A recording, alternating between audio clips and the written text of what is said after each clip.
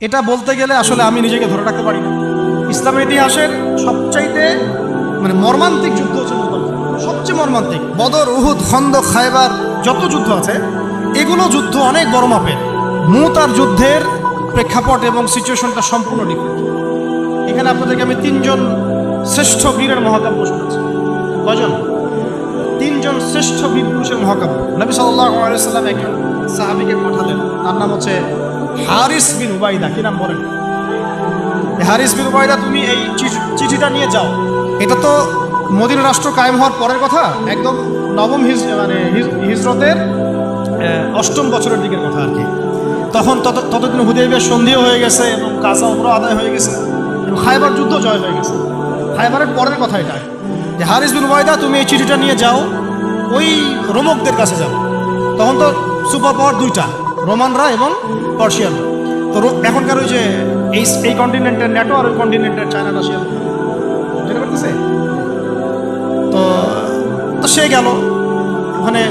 সুরাহবিল আল গাসসানি একজন শাসক ছিলেন ওইখানকার সিরিয়ার। সে ওই চিঠিটা দেখে বলতেছে যে আচ্ছা ঠিক আছে, বসো, দেখি কি করা যায়। চিঠিতে লিখে আছে ইসলাম কবুল করেন, আল্লাহ পাক শান্তি বর্ষণ করবেন, তাসলিম তাসলিম। যে নবী সাল্লাল্লাহু আলাইহি ওয়াসাল্লাম চিঠি আছে না একটা রাষ্ট্রপ্রধানদের কাছে, সে চিঠি উদ্ধত আচরণ। আমি এখানকার আমির, আমাকে ওই মক্কার মেষপালকরা চিঠি পাঠায়। কে চিঠি নিয়ে আসছে? হারিস বিন উবাইদা। আচ্ছা, ওকে বসাবো। হারিস বিন উবাইদা রাদিয়াল্লাহু আনহুকে রাষ্ট্রদূতকে তারা নির্মমভাবে হত্যা করে। বুঝতে পারছেন?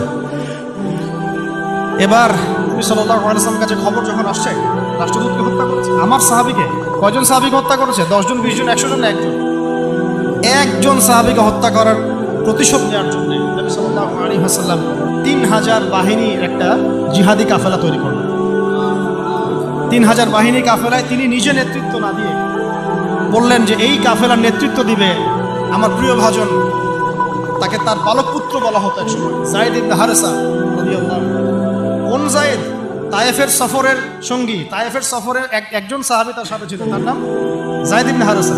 যখন তায়েফবাসী নবীজিকে মারছিলেন, যায়েদ ইবনে হারেসা রাদিয়াল্লাহু আনহু তার বুক দিয়ে নবীকে জড়ায় ধরেছিলেন যে আমার গায়ে আঘাত লাগুক, তার গায়ে না। এই সাহাবী যায়েদ ইবনে হারেসা, তাকে পতাকা দিয়ে বললেন এই মুতার যুদ্ধের আমির হচ্ছে যায়েদ ইবনে হারেসা। যদি যায়েদ ইবনে হারেসা শহীদ হয় তাহলে পতাকা বহন করবে জাফর ইবনে আবি তালিব, আমার চাচাতো ভাই। কোন জাফর? যিনি আবিসিনিয়ায় গিয়েছিলেন মুসলিমদেরকে নিয়ে হিজরত করতে, মনে আছে?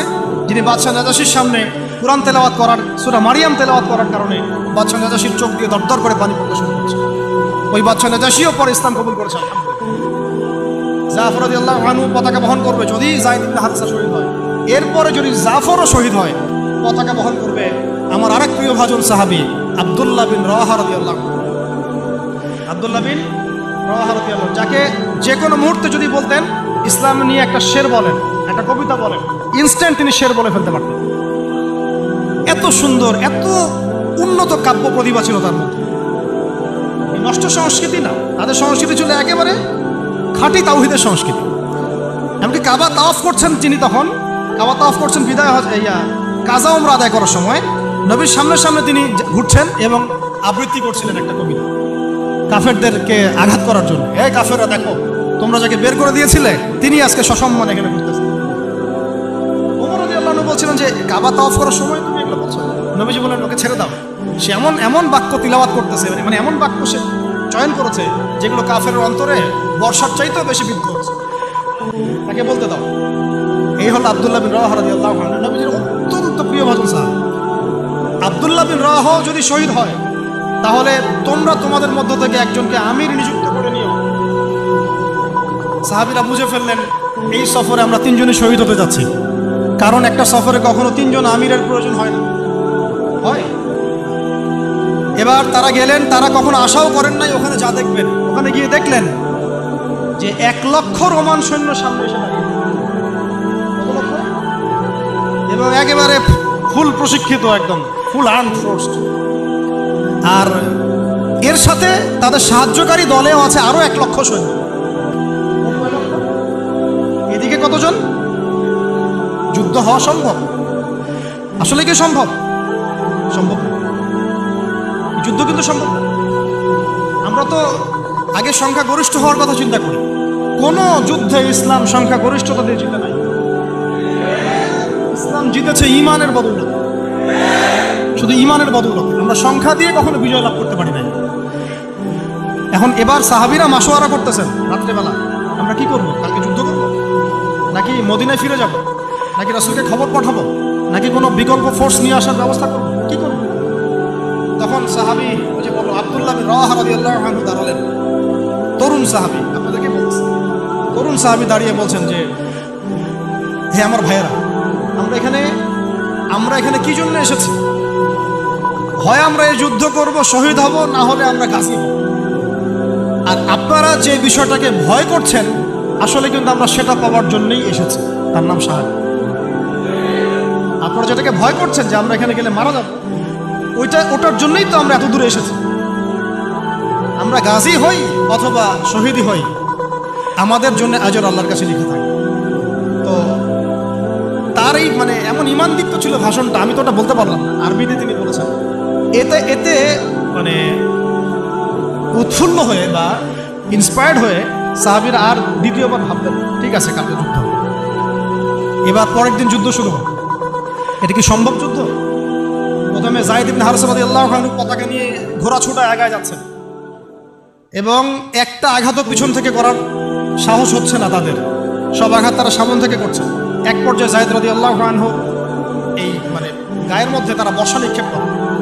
বর্ষা তো আগেকার বড় বড় বল্লম বর্ষা ছিল, এবং একটা বর্ষা তার গায়ে যখন লাগে তিনি পড়ে যান, এবং এই অবস্থা আস্তে আস্তে তার শাহাদাত হয়।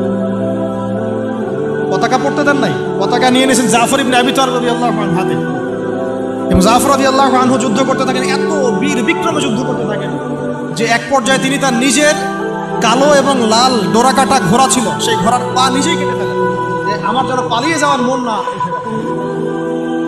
তারা যেন আমার ঘোড়া ইউজ করতে না পারে। সাহাবীরা বলছেন তার শাহাদাতের পরে তার বডির মধ্যে আমরা এরকম 50টা থেকে 60টা এরকম আঘাতের দাগ দেখেছি। একটাও দেহের পিছনে ছিল না, সব সামনে ছিল। যুদ্ধ করতে করতে এক পর্যায়ে তার ডান হাতটা কেটে পড়ে যায়। এরপরে তিনি বাম হাতে পতাকা উঠায় নেন, কাফেররা বাম হাতটাও কেটে ফেলে। এরপরে তিনি বুকের সাথে পতাকাটাকে এইভাবে জড়িয়ে রাখেন, বুকের সাথে পতাকাটাকে এইভাবে জড়িয়ে রাখেন, পতাকা পড়তে দেন নাই। একজন রোমান সৈন্য তাকে আঘাত করে এবং তার দেহটা দ্বিখণ্ডিত হয়। এই খবর নবী সাল্লাল্লাহু আলাইহি ওয়াসাল্লাম ওই মদিনায় বসে বসেই পাচ্ছিলেন। তিনি বললেন এই মাত্র যায়েদ শহীদ হলো, এই মাত্র জাফর শহীদ হলো। একটু তিনি কান্নার ভাব চলে আসলো। একটু পরে নবীজি হেসে দিলেন। সাহাবীরা বলছেন আপনি হাসছেন কেন? আসলেন? তিনি বলছেন যে জাফর এর ডান হাত প্রথমে কেটে গেছে, তারপর বাম হাত কেটে গেছে। আল্লাহ রাব্বুল আলামিন তাকে এই দুইটা কাটা হাতের বিনিময়ে জান্নাতে দুইটা বড় বড় পাখা দিয়েছে। এইটা দিয়ে তিনি জান্নাতে ঘুরে বেড়াচ্ছেন আর ফল খাচ্ছেন। তার নাম হয়ে গেল জাফর আত-তাইয়ার, জাফর আত-তাইয়ার, পাখাওয়ালা। এরপরে পতাকা হাতে নিলেন সেই আব্দুল্লাহ বিন রাওয়াহা রাদিয়াল্লাহু আনহু। তিনিও তো বীর বিক্রমে যুদ্ধ করতে লাগলেন। এক পর্যায়ে তিনি একটু কান্না করেছিলেন। সাহাবীরা বলছেন আপনি ভয় কান্না করতেছেন? জি না, আমি ভয় কান্না করছি না, বরং কোরআনের একটা আয়াত আমার মাথায় আসছে বলে আমি কান্না করছি। সে আয়াতটা ছিল সূরা মারিয়ামের মধ্যে, ওয়া ইম মিনকুম ইল্লা ওয়ারিদুহা কানা আলা রাব্বিকা হাতমান মাকদিয়্যা। এটা হচ্ছে আপনার রবের একেবারে একটা চিরনির্ধারিত একটা বিষয়, যে তোমাদের সবাইকে, আবার বলছি ওয়া ইম মিনকুম ইল্লা ওয়ারিদুহা কানা আলা রাব্বিকা হাতমান মাকদিয়্যা, মানে তোমাদের সবাইকেই আবশ্যিকভাবে, ম্যান্ডেটরিভাবে এই জান্নাত জাহান্নামের উপর অবস্থিত এই পরিচালনা পার হতেই হবে। এটা তোমার রবের একটা প্রাচীন একটা মানে স্টেটমেন্ট, এটা তোমাকে করতেই হবে, সবাইকে করতে হবে। এই আয়াতটা মনে হয় আমার কান্না আসতেছে। একজন তাকে একটা হাড্ডিওয়ালা গোশত এনে দিয়েছিল, তিনি সেই গোশতটা খাওয়ার জন্য চেষ্টা করছিলেন, পরে একটা কামড় দিয়ে ফেলে দিয়েছেন। তারপরে তিনি ছুটলেন যুদ্ধ করার জন্যে, এবং ওই সময় একটা কবিতা আবৃত্তি করেছে, হে আমার মন, তোমার নফস হয়তো চাচ্ছে, তুমি হয়তো চাচ্ছ এখান থেকে পালিয়ে যাওয়ার জন্য, জেনে রাখো সামনে তুমি যা দেখছো এর পিছনেই আছে জান্নাত। তার শেষমেশ কি জীবন দেখেন, কি ব্যক্তিত্ব, কি ক্যারেক্টার, কেমন গায়রত, কেমন ইজ্জত, কেমন সম্মান, কি জীবন। এরপরে তিনিও শহীদ হলেন, পতাকা হাতে তুলে নিলেন আল্লাহর বীর খালিদ বিন ওয়ালিদ, তাকে পতাকা দেওয়া। তিনি কিন্তু নতুন মুসলিম হয়েছে। উহুদের যুদ্ধের যে ক্রাইসিস, এটা কিন্তু তার হাতে। কাজা ওমরা আদায় করতে গিয়ে নবীজি চিঠি লিখে দিয়েছেন, ছোট্ট করে একটা, একজনে তারা লিখিয়েছেন যে খালিদকে চিঠিটা পৌঁছে দিও। ওখানে লেখা আছে, খালিদ তুমি যদি কাফেরদের পক্ষ অবলম্বন না করে মুসলিমদের পক্ষ নিতে, ঠিক আছে? একটা লেখা, একটা চিঠি খালিদ রাদিয়াল্লাহু আনহু একবারে কলিজাটা কাঁপায় ফেলছে। তিনি মক্কা থেকে মদিনায় গিয়ে নিজে ইসলাম কবুল করে আসছেন এবং নবী সাল্লাল্লাহু আলাইহি ওয়াসাল্লাম তাকে কিন্তু আন্ডারস্টিমেট করেন নাই। তার হাতে উল্টা তরোয়াল উঠাই দিয়ে বলছেন যে আজকে থেকে এই তরোয়াল তোমার এবং তোমার নাম হচ্ছে সাইফুল্লাহ, তুমি আল্লাহর তরবারি। এরপর থেকে তিনি প্রায় 80-90টা যুদ্ধ করেছেন, সবগুলোতে জয়লাভ করেছেন। ওই খালিদ রাদিয়াল্লাহু আনহু পতাকা তুলে নেন মুতার যুদ্ধে। তারপরে সিরাতের মধ্যে আসছে, তিনি বলছেন নিজের ভাষায় যে ওই দিন আমার হাতে 9টা তরবাল ভেঙে গেছে। যুদ্ধ করতে করতে করতে করতে ওই দিন আমার হাতে 9টা তরবাল ভেঙে গেছে। তিনি ছিলেন